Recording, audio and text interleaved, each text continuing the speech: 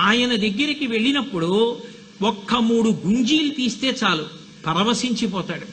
ఈ ఎడం చెయ్యి ఇలా పెట్టి కుడి చెయ్యి దాని మీద పెట్టి 2 చెవులు పట్టుకుని ఒక్క 3 గుంజీలు తీస్తే చాలు పొంగిపోతాట. ఎక్కడి నుంచి వచ్చింది ఈ లక్షణం అని అడిగారు. మరుగన్ మరుమగన్ అని ద్రవిడ దేశంలో పిలుస్తుంటారు. మురుగన్ మరుమగన్ అని. మురుగన్ అంటే సుబ్రహ్మణ్యుడు, మరుమగన్ అంటే మేనల్లుడు అల్లుడు. సుబ్రహ్మణ్యుడిని విష్ణువు యొక్క కూతురు వల్లీ దేవసేనకిచ్చి పెళ్లి చేశారు. అందుకని శ్రీ మహావిష్ణువు యొక్క ఇల్లాలైనటువంటి ఆ లక్ష్మీదేవి విఘ్నేశ్వరుడికి అత్తయ్య.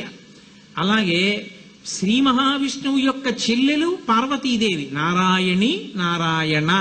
అందుకే విష్ణువు నలుపు, పార్వతీదేవి నలుపు.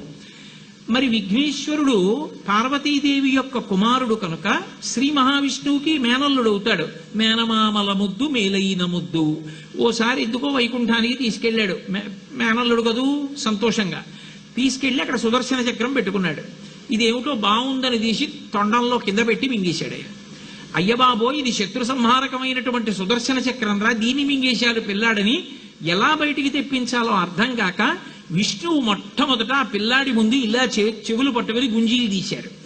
గుంజీలు తీస్తే మామయ్య అదేమిటి అంత విచిత్రంగా కిందకి మీదకి ఊగుతున్నామని పడిపడి పకపకా నవ్వాడు. ఆ నవ్వడంలో పొలమారి లోపల ఉన్న సుదర్శన చక్రాన్ని పైకి కక్కాడు.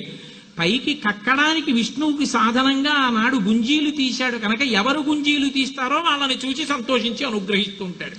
ఇప్పటికీ మీరు పాండిచేరి వెడితే పాండిచేరి రోడ్డు అంతా కూడా గుంజీలు తీస్తూనే కనపడతారు మీకు. విఘ్నేశ్వరుడి యొక్క పూజ అంత తేలిక. ఆయనకి ఏం అక్కర్లేదు.